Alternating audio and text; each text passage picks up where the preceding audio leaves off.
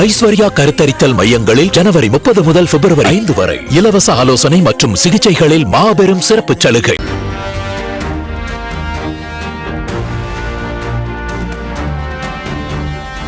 தாவேக்க 3ஆம் ஆண்டு தொடக்க விழா பனையூர் அலுவலகத்தில் நடைபெற்றது. இந்த விழாவில் பங்கேற்ற தாவேக்க தலைவர் விஜய் பாடலுக்கு நடனமாடி தனது உற்சாகத்தை வெளிப்படுத்தினார்.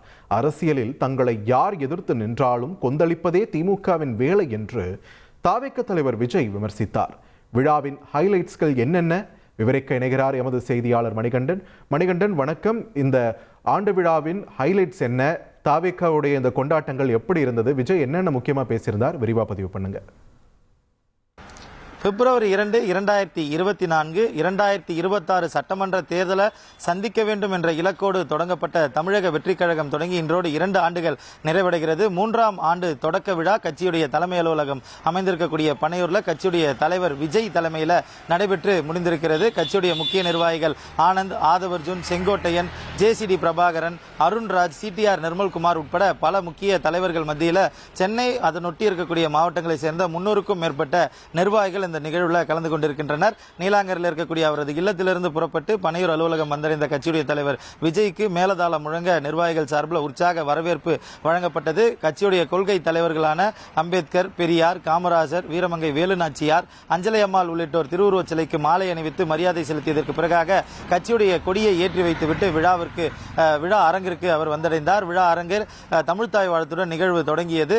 அதற்கு பிறகாக கட்சி இந்த நிகழ்வை 4 பிரிவுகளாக பிரித்து கலையரங்கம், பேச்சரங்கம், கருத்தரங்கம் என பிரிக்கப்பட்டது. கலையரங்கத்தில் பிரபல திரை பின்னணி இசை பாடகர் வேல்முருகன் முருகர் பாடலுடன் அந்த நிகழ்வை தொடங்கியிருந்தார். இறுதியில் தமிழக வெற்றிக் கழகம் சார்ந்த ஒரு பாடலை பாடும்போது அரங்கம் முழுவதும் இருந்த கட்சியுடைய நிர்வாகிகளும் தொண்டர்களும் அந்த பாடலுக்கு வைபாகி இருந்தனர். அந்த நிலைக்கு சற்றும் மாறாமல் வைபான கட்சியுடைய தலைவர் விஜயும் வேல்முருகனோடு சேர்ந்து அங்கிருக்கும் குழந்தை ஒருவரோடு நடனம் ஆடியது அங்கிருந்த தொண்டர்களை உற்சாகப்படுத்தியது.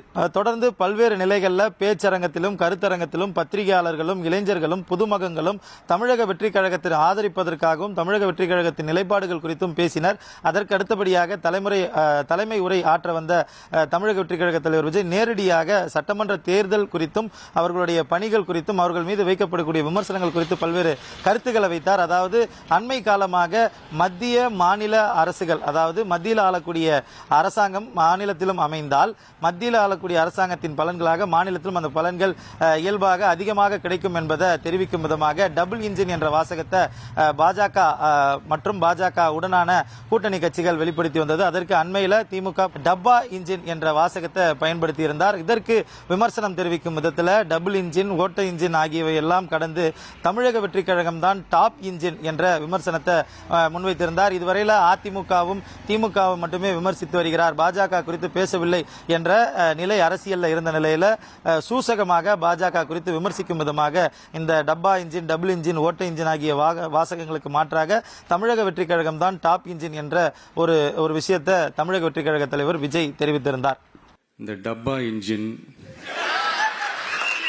ஓட்ட இன்ஜின், எவ்வளவு இன்ஜின் வந்தாலும் டாப் இன்ஜின் நம்ம டிவிக்கே தான் மக்கள் ஆல்ரெடி முடிவு பண்ணிட்டாங்க. அண்மையில் தமிழக வெற்றிக் கழகத்திற்கு விசில் சின்னம் ஒடுக்கப்பட்டிருக்கிறது. தமிழ்நாடு முழுவதும் இந்த சின்னத்தை கொண்டு சேர்க்கும் பணிகளில் மாவட்ட செயலாளர் தொடங்கி நிர்வாகிகள் வரையில் மும்முரமாக ஈடுபட்டுக் கொண்டிருக்கின்றனர். இந்த நிலையில் விசில் சின்னத்திற்கான வாக்குகளை மக்கள் செலுத்துவதை மட்டுமே பணியாக கொண்டு நீங்கள் செயல்படுங்கள், மற்ற பணிகளை நான் மக்களுடன் சேர்ந்து செய்து கொள்கிறேன் என்பதை தமிழக வெற்றிக் கழக தலைவர் விஜய் தெரிவித்திருந்தார். இதன் மூலமாக தேர்தல் சார்ந்த பணிகளை நான் பார்த்துக் கொள்கிறேன் என்ற அளவில் நிர்வாகிகளிடம் அவர் உரையாடியதை நம்மால பார்க்க முடிந்தது. அது மட்டுமல்லாமல் விசில் சின்னம் எந்த அளவுக்கு மக்களிடையே சென்று சேர்ந்திருக்கிறது என்று சொன்னால் கிராமப்புறங்களில் அளவிற்கு கூட சென்று சேர்ந்திருக்கிறது. தூங்கி இருக்கிறவர்களுடைய காதை எழுப்பி எந்த சின்னத்திற்கு வாக்களிப்பீர்கள் என்று கேட்டால் விசில் சின்னத்திற்கு தான் என்று தூக்க கலக்கத்தில் சொல்லும் அளவிற்கு நிர்வாகிகள் விசில் சின்னத்தை கொண்டு போய் சேர்த்திருக்கின்றனர். தமிழக வெற்றிக் கழகத்தை பொறுத்தவரையில் இந்த விசில் சின்னம் வெற்றி சின்னமாக அமைந்திருக்கிறது என அவர்களுக்கு கிடைத்திருக்கக்கூடிய சின்னம் குறித்த கருத்துக்களையும் அவர் பதிவிட்டார்.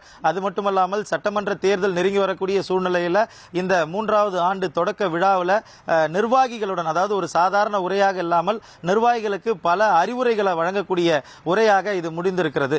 நம்ம மக்கள் இந்த விசில்ல ஊதுல இந்த தீய சக்தியும் இந்த ஊழல் சக்தியும் தெரிச்சு ஓடணும். உங்களுடைய விரிவான தகவல்களுக்கு நன்றி மணிகண்டன்.